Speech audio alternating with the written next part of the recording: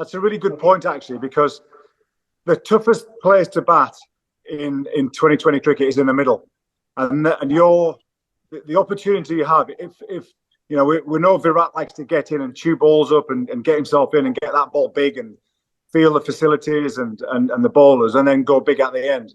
But what happens is when that doesn't work, that puts a massive amount of pressure on the middle order. When you've got the hitters playing positive up front, they create a few balls of calm for the next guys coming in.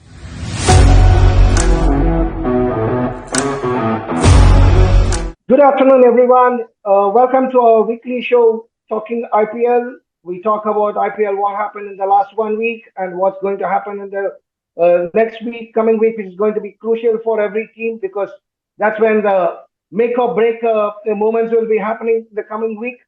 So joining us today is Paul Nixon, the former England wicketkeeper and the coach of Mentor Academy in Dubai. And as usual, our enthusiast Sai, who's gleaming because the Hyderabad won it yesterday.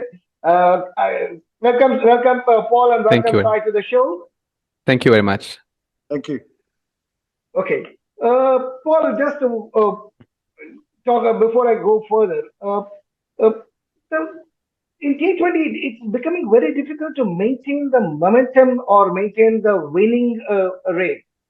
Because if I can add two scenarios, one, Rajasthan have been doing very well, and then they have got 5 losses in 6 games, whereas Gujarat is able to maintain that momentum. So tell us through, because as a coach, as a former player, how difficult or easy to maintain the momentum, and what are the pitfalls that the team needs to be worried about? Yeah, well, you've got to have real clarity. Each team has got to have real clarity with their roles, and you've got to have a backup plan for each role. So if you get off to a flying start, who then's going to come in next? Who's then the best player who's spin in the middle?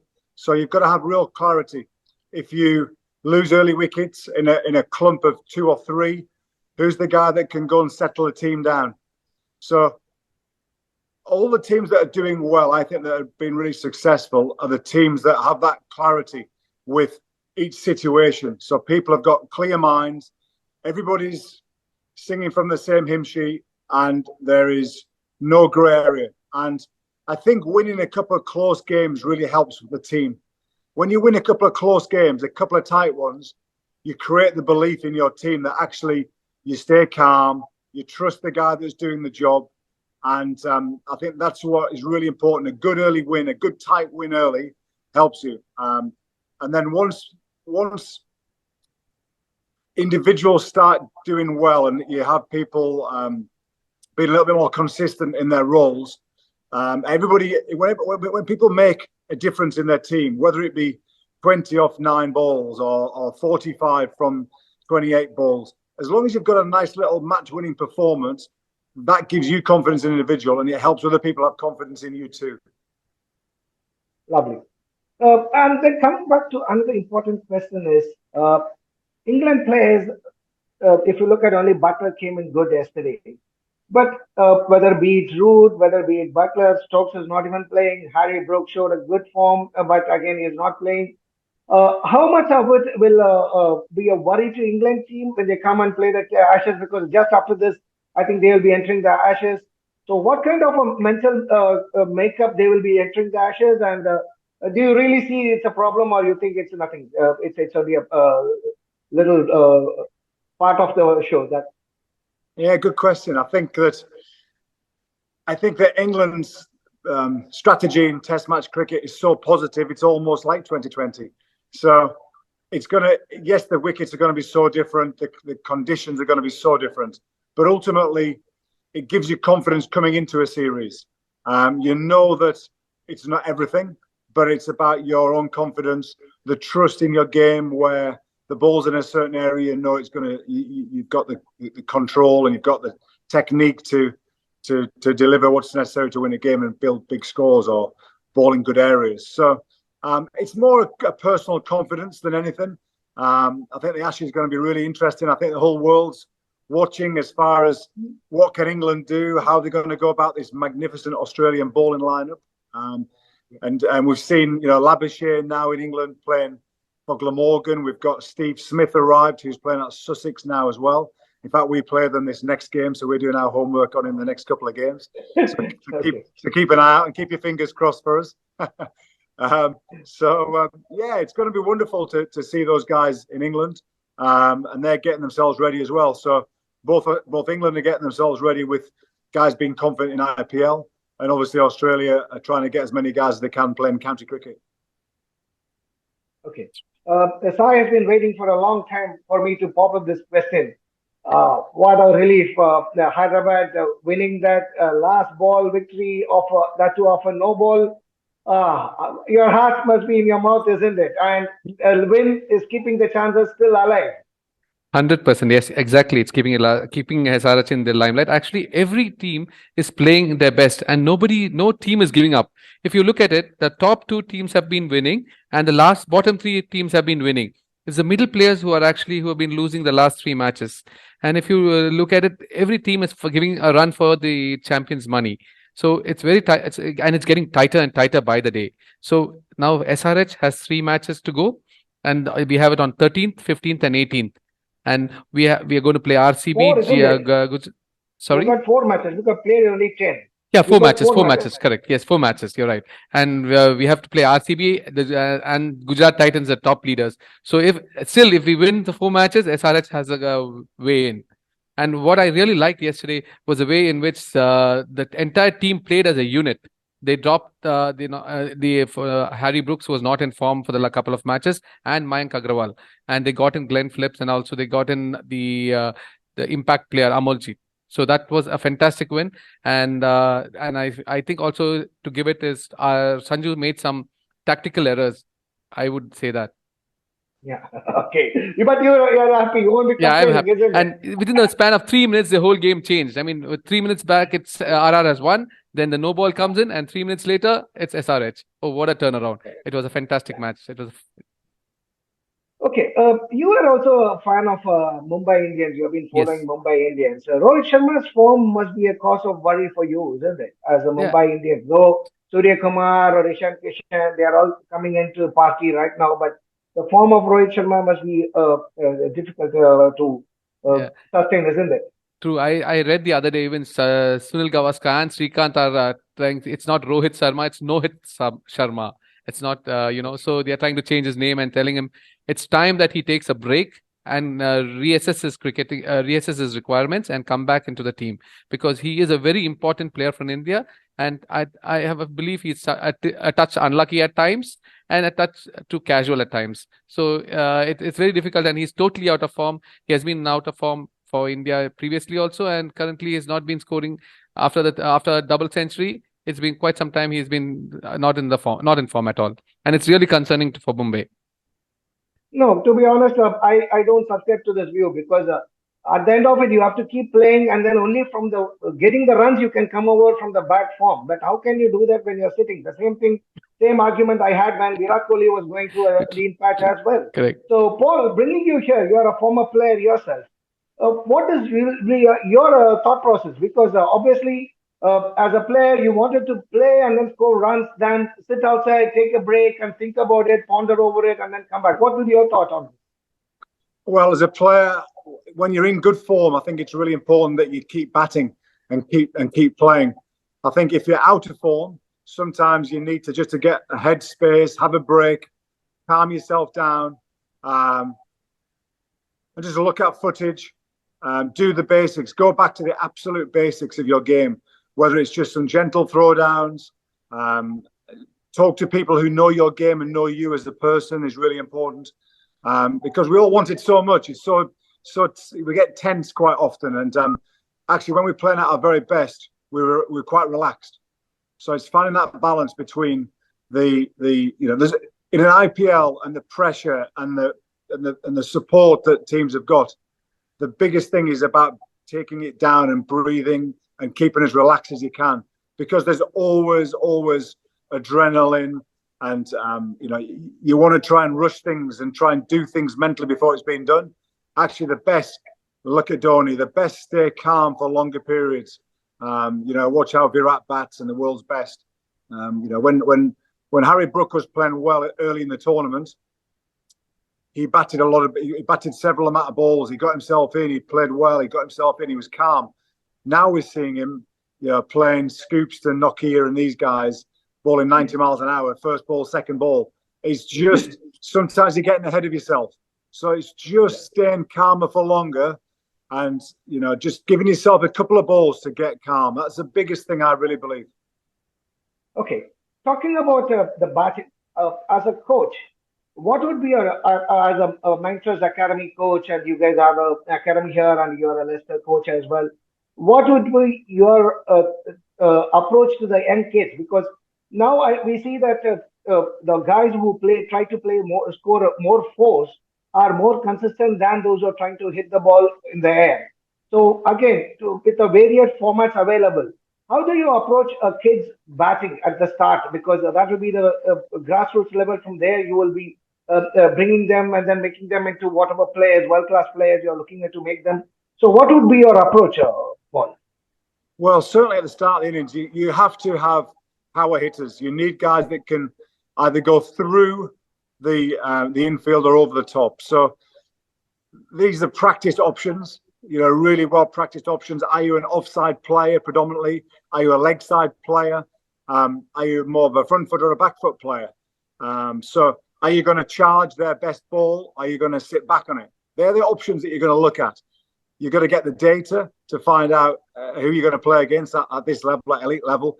In the GMR Mentors Academy, when we've got our youngsters, we make sure that the guys that are going to play T20 cricket and open the batting, they've got to be able to play the ball at the top of the stumps, because generally you're going to try and swing the ball, and they're going to bowl top of the stumps. So they're the guys and girls who, when they're playing their cricket, have to be able to punish that ball, whether it's giving yourself room and hitting through the offside square, or going right back and across to off stump and go into the swing and hit the leg side. So they're the challenges you've got. Okay, lovely.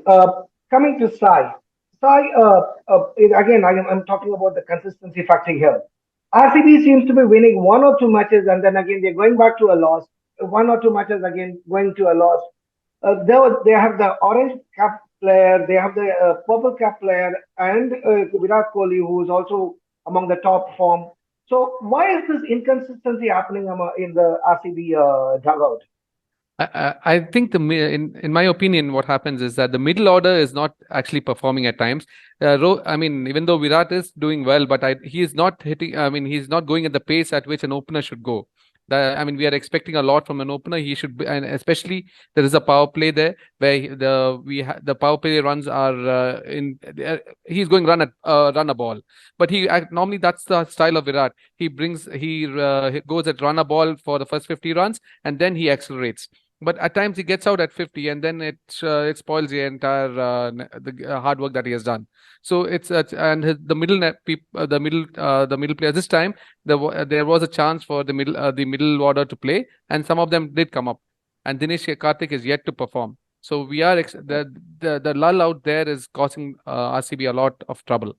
And yet the bowlers are doing well. The top order is doing well. So if the middle order comes back to form, RCB can go to places. That's a really good point, actually, because the toughest place to bat in 2020 cricket is in the middle, and the opportunity you have if we know Virat likes to get in and chew balls up and get himself in and get that ball big and feel the facilities and the bowlers and then go big at the end. But what happens is when that doesn't work, that puts a massive amount of pressure on the middle order. When you've got the hitters playing positive up front, they create a few balls of calm for the next guys coming in. And that's what happens when you have this strategy. It's a slightly older strategy, I believe. I think, look at boundary percentage is really important. Virat's boundary percentage is pretty low.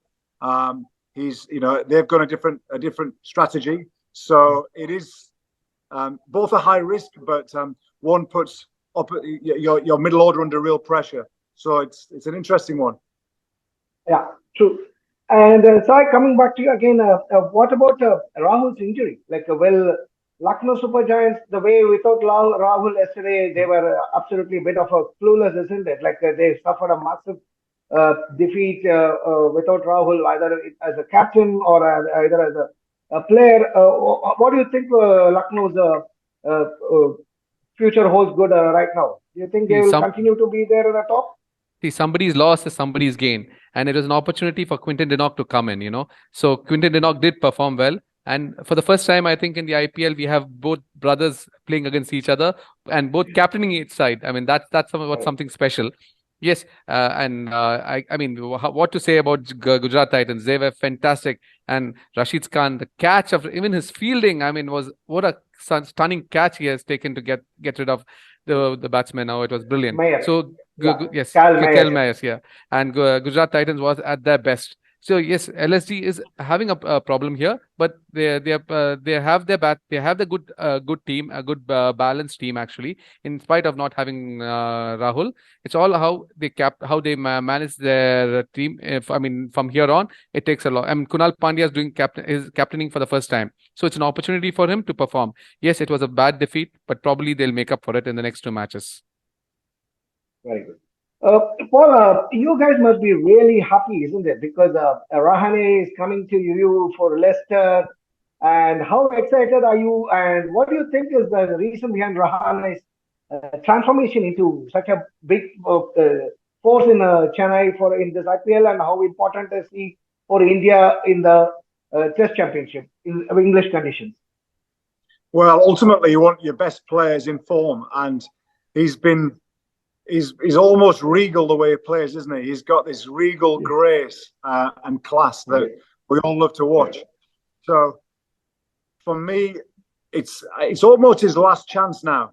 He spoke to us last couple of years, wanted to come over to play for Leicestershire in England in county cricket. He's desperate to play back in that Indian team. He believes it's a good team and he wants to get back in that team. And he had to go and express himself. And that's what he's done. It's a last chance saloon. Go and play positive, get in, play positive, and wow, we've seen the best of him. Some of those half centuries scored have taken our breath away. So we're delighted watching him for Leicestershire. That he's hopefully he's going to come in. We've got Peter Hanscom at the moment, who's playing beautifully. He got a nice 50 again yesterday. He's a high class player. So and he's already scored 100 for us. So yeah, we're delighted with Peter. But Rahane, we've got a real South Asian community here in Leicestershire. They're all itching to watch him play and entertain us. And, he's brilliant that he's just playing well. And when he plays well, he's a world-class player. So any team he plays for is going to be happy. Okay. Another question coming back to you. There is a talk now. The T20 leagues are going, rather the cricket is going the football way with the T20 leagues holding all the players, and they'll be controlling the international cricket.